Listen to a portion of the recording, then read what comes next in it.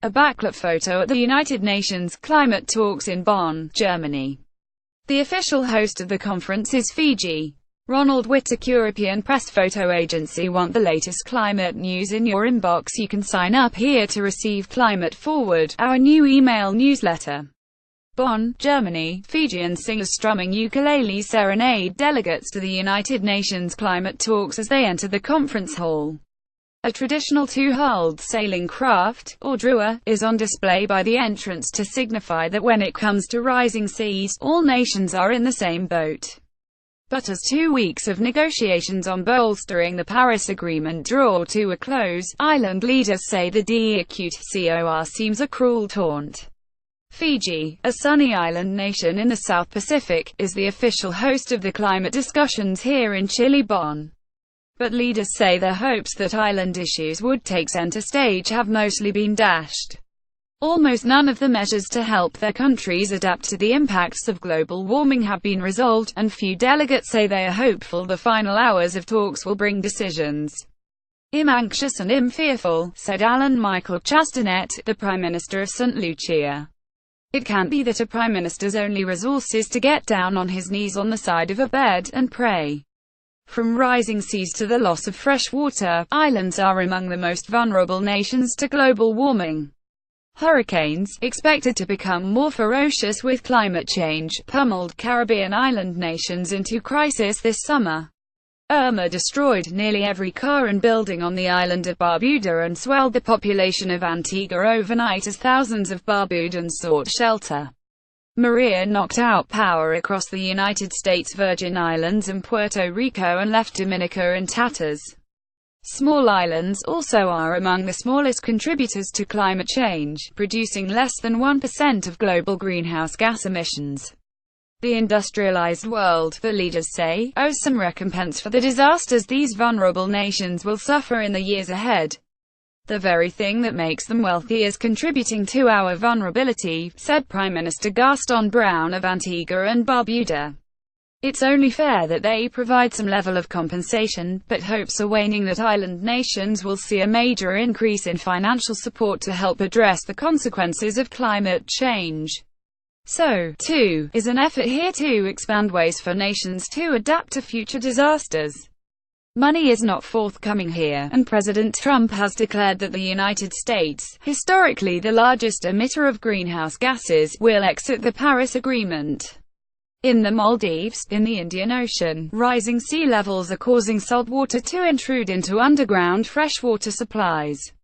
In order to adapt, the country is trying to build rainwater cisterns and new pipe systems to ensure that its people have safe drinking water supplies. It's a costly task, and the Maldives was one of the first countries to apply for aid from the Green Climate Fund, which was set up in 2010 by wealthy countries to help poorer nations adapt to climate change.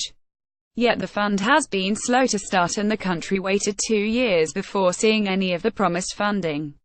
Devastation from Hurricane Irma in Barbuda.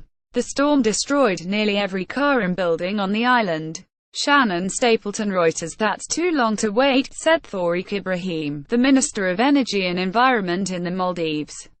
"There's no use having a fund somewhere if you can't access it quickly." While most wealthy countries agree in principle that they should deliver more aid, the details of how to do it have been bogged down in the slow bureaucratic processes of United Nations talks. On Friday, delegates here did create an expert group to formally include the issue of helping vulnerable countries with immediate needs, known as loss and damage, formally in the United Nations climate process. There is no money attached to it, though, nor means to raise any. So far, the biggest news came midweek, when Germany and Britain announced funding for a long-discussed partnership to promote insurance coverage in island nations vulnerable to disasters. Ayaz Syed Khaim, the Attorney General of Fiji, said that only 10% of the island's properties were insured, which made recovery from disasters like Cyclone Winston, which devastated the island in 2016, much slower. Yet there's also wide recognition that insurance is, at best, a stopgap measure. It can help people recover from floods or cyclones. But it doesn't help against slow-onset events like sea level rise. No one will insure against that, said Harjeet Singh, global head of climate change for ActionAid International. He also noted that many of the details of the new insurance proposal were still vague, like how much relatively poor island countries would have to pay in premiums. Some island officials, frustrated by the slowness of the United Nations process, have decided to take matters into their own hands. The Seychelles, for instance, has been promoting its debt swap program, started in 2015 with the help of the Nature Conservancy, in which a group of investors agreed to restructure $30 million of the country's debt if the island agreed to protect 30% of its ocean habitat. The country plans to channel the money into measures like protecting coral reefs that shield the island from storm surges but are vulnerable to rising ocean temperatures.